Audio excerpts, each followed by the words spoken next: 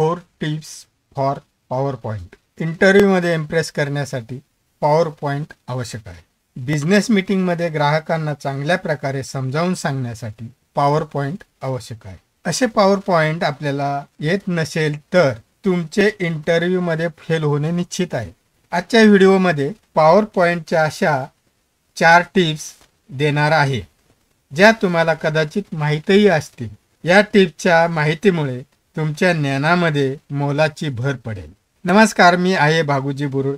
चला शिकूया या माझ्या चॅनलमध्ये सर्वांचे स्वागत आहे. माझ्या चॅनलला तुम्ही सबस्क्राईब केले नसेल तर सबस्क्राईब जरूर करा. हे सर्व विनामूल्य आहे. चला तर आपण पॉवर पॉइंट प्रेझेंटेशन ओपन करूया. हे ब्लँक प्रेझेंटेशन ओपन झालेलं आहे. इथे तुम्हाला अनेक स्लाइड्स करायचे आहेत आणि ह्या स्लाइड करण्यासाठी तुम्हाला ह्या प्रत्येक स्लाइडमध्ये टेक्स्ट टाईप करावे लागणार आहे आणि तो मोठा जॉब असेल आणि हा जॉब टाळायचा असेल तर तुम्ही निश्चितपणे वर्ड डॉक्युमेंटमध्ये तयार केलेले फाईलमधून हे इथे पेस्ट करणार असाल, कॉपी करून पेस्ट करणार असाल. तर समजा तुम्हाला एक वर्ड डॉक्युमेंट आहे ते इथे पेस्ट करायचे आणि ते पेस्ट करण्यासाठी तुम्ही ते डॉक्युमेंट ओपन केले. आता हे पहा, हे एवढं डॉक्युमेंट आहे, 2 पानाचं डॉक्युमेंट आहे. हे तुम्हाला पॉवर पॉईंटमध्ये घ्यायचं आहे. त्यासाठी तुम्ही काय कराल, असं एक किंवा असा एक पॅरेग्राफ सिलेक्ट कराल, मग पॉवर पॉईंटमध्ये जाल आणि इथे स्लाईडमध्ये पेस्ट करत राहाल. तर हे सगळं करताना बराच वेळ जाऊ शकतो. एक एक एक एक त्याचं हेडिंग पेस्ट करा, मध्ये बुलेट पॉईंट पेस्ट करा वगैरे वगैरे. तर त्यालाही बराच वेळ लागू शकतो. पण आज मी इथे तुम्हाला एक ट्रिक सांगणार आहे किंवा एक टिप देणार आहे. ही टिप्स काय आहे पहा, लक्ष देऊन पहा. ओपन केलेल्या ह्या फाईलमध्ये आता तुम्ही न्यू स्लाईडवर जा आणि तिथे हा त्रिकोण दिसतोय ना ड्रॉप डाऊनचा, त्याच्यावर क्लिक करा. याच्यावर क्लिक केल्यानंतर शेवटी तुम्हाला एक 3 ऑप्शन दिसतात पहा. त्यापैकी हे मध्ये असलेलं ऑप्शन आपल्याला निवडायचं आहे, स्लाइड फ्रॉम आउटलाईन. यावर क्लिक करा. क्लिक केल्यावर इथं इन्सर्ट आउटलाईन असा हा डायलॉग बॉक्स ओपन होतो. यामध्ये तुम्हाला तुमची फाईल शोधायची, जिथे कुठं ती सिलेक्ट ठेवली असेल त्या लोकेशनवर जा आणि फाईल शोधा. तर इथं मी ही फाईल ओपन करतोय. तर ही फाईल ओपन होती. आता हे पहा, इथे फाईल ओपन झाली आणि बुक रिव्ह्यू असं एक आहे, त्याच्यात पहिली स्लाईड आली. आता इथे एक पहिली स्लाईड आहे ह्या प्रेझेंटेशनमध्ये. ही पहिली स्लाईड आपण पहिल्यांदा ओपन केलेली होती. जेव्हा हे प्रेझेंटेशन ओपन केलं तेव्हा ती ब्लँक स्लाईड होती. ती ब्लँक स्लाईड सोडून पुढे ह्या ऑप्शननी स्लाईड आल्या. आता इथे पहा, बुक रिव्ह्यू आला, नंतर एक ब्लँक स्लाईड सोडली, नंतर इथे टेक्स्ट आलं, नंतर दुसरं टेक्स्ट आलं, तिसरं टेक्स्ट आलं, इथे चौथ्यांदा इथे परत ब्लँक स्लाईड सुटलेली आहे. इथे 2 आल्यानंतर परत ब्लँक स्लाईड सुटलेली. तर अशा ब्लँक स्लाईडमध्ये आलेल्या आहेत. तर इथे पहा, ही पहिली स्लाईड आली, त्याच्यानंतर गॅप आहे. तर तो गॅप काय आहे, तर मध्ये ही जी स्पेस सुटली गेलेली आहे ती स्पेस आहे. नंतर 1 2 3 अशा स्लाइड्स आलेल्या आहेत. हा गॅप सुटल्यानंतर 1 2 3 अशा स्लाइड्स आलेल्या आहेत. चौथ्यांदा परत गॅप सुटलाय. तर जिथे जिथे मध्ये पॅरेग्राफ नंतर गॅप सुटलेला आहे तिथे तिथे ह्या ब्लँक स्लाइड्स आलेल्या आहेत आणि आपलं हे प्रेझेंटेशन इथे तयार झालेलं आहे. तर आता इथे पहा, ह्या प्रेझेंटेशनमध्ये तुमच्या स्लाइड प्रेझेंटेशनची जी स्लाइड आहे तो भाग सोडून वरती टेक्स्ट गेलेला आहे. ते आपल्याला कव्हर करण्यासाठी किंवा ते सेट राईट करण्यासाठी इथे क्लिक करावं लागेल आणि एंटर करत जायचं. तर एंटर केल्यावर हे इथे आलं पहा, हे खाली आलं. तर अशा प्रकारे तुम्ही टेक्स्ट ॲडजस्ट करू शकता. हे पहा, इथे हेडिंग आपण मोकळं केलं याचं. तर अशा स्लाइड्स तुम्हाला ॲडजस्ट कराव्या लागतील. आपल्या इथे भरपूर स्लाइड्स बनलेले आहेत. हे पहा, जेवढं टेक्स्ट होते त्याच्या स्लाइड्स बनलेले आहेत आणि ज्या ब्लँक स्लाइड दिसतात त्या म्हणजे पॅरेग्राफ स्पेसिंग आहे, ते स्पेस जिथं आली तिथं ते ब्लँक स्लाईड झालेले. तर ह्या ब्लँक स्लाइड्स तुम्ही सिलेक्ट करून काढून टाकू शकता. अशा स्लाइड्स तुम्हाला काढता येतील. 1 2 3 3 पहिल्यांदा काढून टाकू आपण. Delete slide. नंतर पुन्हा एक कंट्रोल प्रेस करून ठेवा आणि दुसरी स्लाइड पण घ्या. पुन्हा कंट्रोल सोडून खाली या. तिसरी स्लाइड परत सिलेक्ट करण्यापूर्वी कंट्रोल प्रेस करा आणि ही पण गेली, ही पण घेतली. अशा आता आपण 5 स्लाइड घेतलेल्या आहेत आणि आता डिलीट करणार. Delete slide. अशा प्रकारे ह्या स्लाइड संपल्यात आणि आता इथं राईट क्लिक करून डिलीट स्लाइडला गेलो आणि स्लाइड डिलीट झाली. अशा प्रकारे आपल्या ह्या स्लाइड तयार झालेल्या आहेत, ज्या आपण फक्त हे इथलं स्लाइड फ्रॉम आउटलाईन हे ऑप्शन वापरून स्लाइड घेतलेले आहे. आता यात अजून एक गोष्ट तुम्हाला इथे मार्ग सांगायचा आहे की तुम्हाला एका स्लाइडमध्ये किती पर्यंतचं टेक्स्ट घ्यायचे. त्याप्रमाणे अगोदरच ते वर्ड डॉक्युमेंट सेट केलेला असेल तर तुमचा इथला वेळ वाचेल. तर अशा प्रकारे आपण स्लाइड्स घेऊ शकतो. आता परत आपण एक नवीन ओपन करूया. आता वळूया आपण दुसऱ्या टिपकडे. म्हणजे आता मला एक प्रेझेंटेशन बनवायचं आहे आणि काही स्लाइड्स करायचे आहेत. अशा बऱ्याच स्लाइड करायच्या आहेत मला.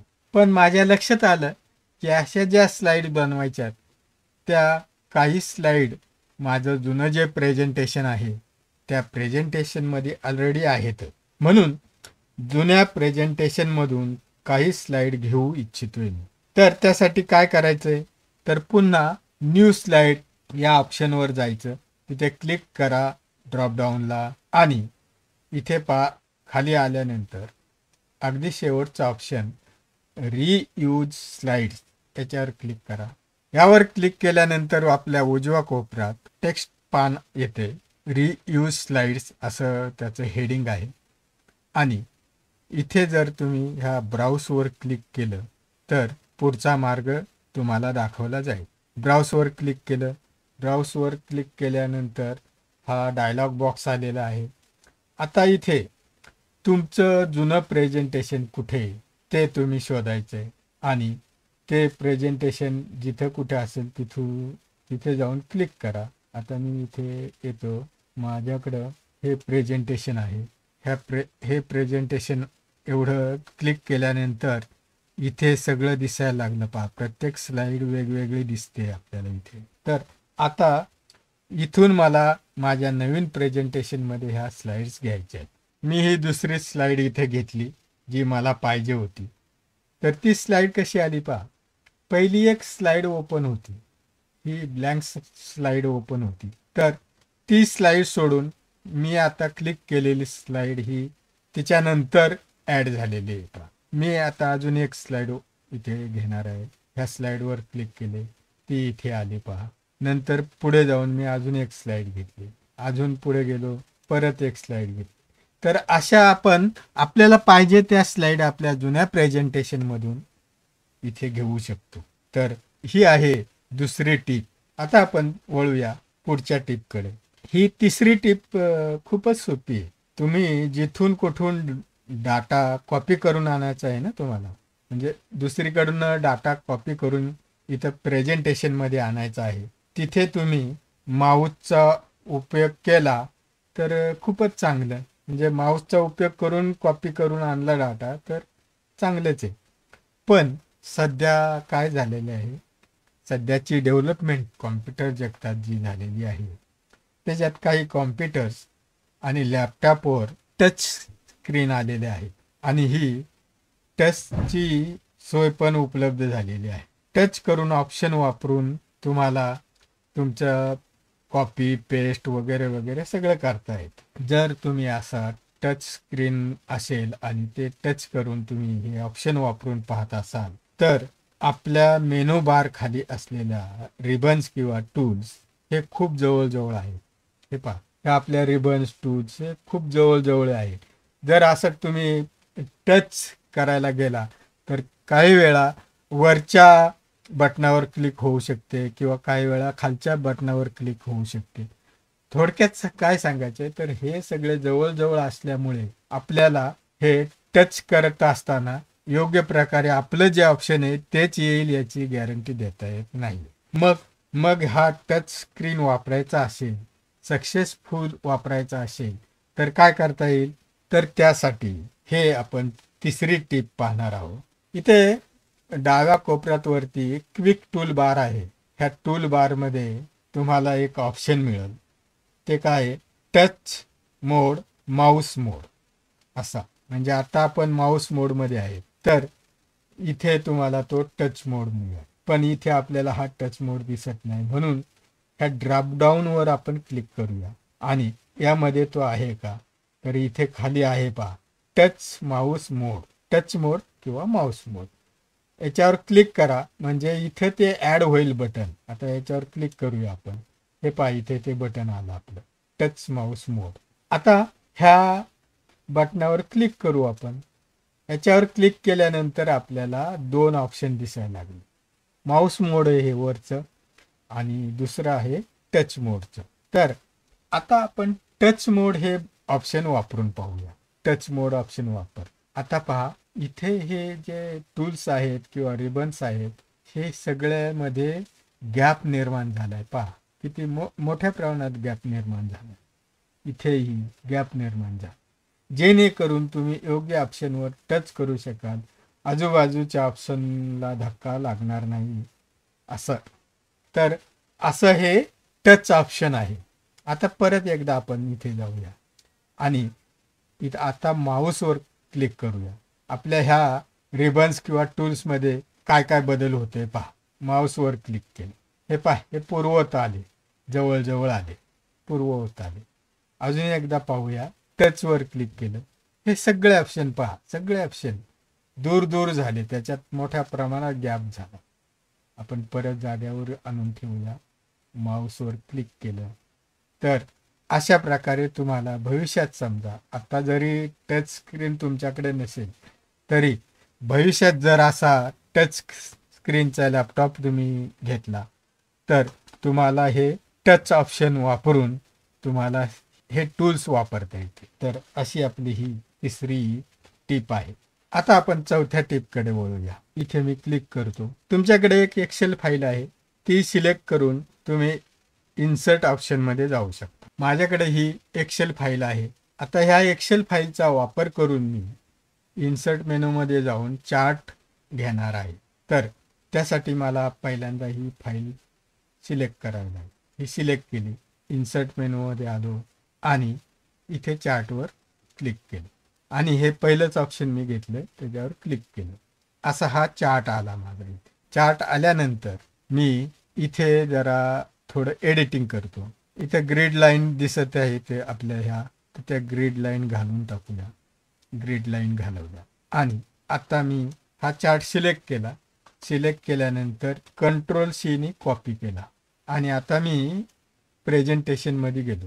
प्रेझेंटेशन मध्ये आल्यानंतर मी इथे न्यू स्लाइडला गेलो आणि ब्लँक स्लाइड घेतली. आता ही ब्लँक स्लाइड इथे ओपन झालेली आहे आणि इथे मी हा पेस्ट करणार आहे. कॉपी तर केलं पण पेस्ट करणार आहे.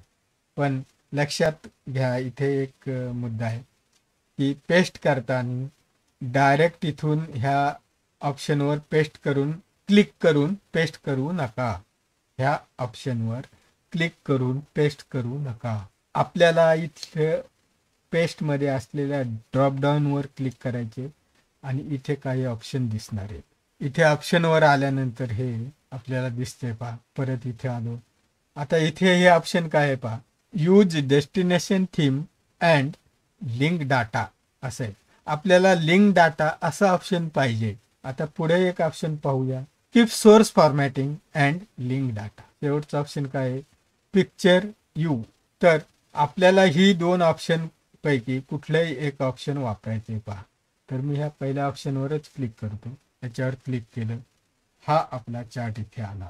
आता इथे एक काम करायचं आहे आपल्याला की जर मी मूळ फाईल कोणती आहे तर एक्सेलची फाईल आहे. ही एक्सेलची फाईल आहे.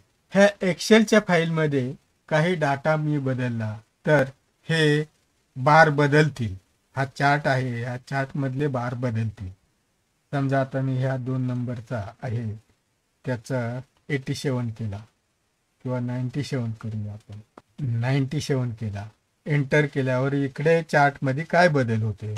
हा चार्ट वाढला पहा. हा चार्ट मोठा झाला. तसंच इथे हे 87 आहे त्याचं मी 20 केलं आणि एंटर केलं. तर हे पहा इथे हा चार्ट बदल. तर आता ह्या ओरिजिनल फाईलमध्ये झालेला बदल ही 2 नंबरची, डावीकडून 2 नंबरची आणि उजवीकडून 2 नंबर अशा दोन्हीमध्ये आपण डाटा चेंज केला. त्यामुळं हे बार बदललेले आहेत. हा बदल पॉवर पॉईंटमध्ये असलेल्या चार्टमध्ये होतोय का ते आपल्याला पाहिजे. पॉवर पॉईंटमध्ये गेलो, चार्टवर क्लिक केलं, पहा ह्या दोन्हीमध्येही बदल झालेला आहे. समजा असा बदल झालाच नाही, ओरिजिनल फाईलमध्ये केला पण इकडे पॉवर पॉईंट मधल्या फाईलमध्ये बदल झालाच नाही. इथे आल्यानंतर हा चार्ट सिलेक्ट करा. चार्ट सिलेक्ट केल्यानंतर इथे चार्ट डिझाईन असं येते आणि ह्या चार्ट डिझाईनवर तुम्ही क्लिक केलं तर तुम्हाला इथे रिफ्रेश डाटा असा ऑप्शन दिसते आणि मग त्या रिफ्रेश डाटावर क्लिक करा म्हणजे इथलं तुमचं अपडेट होईल. तर अशा प्रकारे डाटा हा ऑटोमॅटिक तुमचा अपडेट होतोय. अशा 4 टिप्स पाहिल्या ज्या तुम्हाला तुमच्या दैनंदिन कामामध्ये जेव्हा पॉवर पॉईंटचा उपयोग कराल तेव्हा ह्या टिप्स तुम्हाला निश्चितपणे उपयोगी पडतील. आजचा हा अध्याय इथेच संपला. धन्यवाद.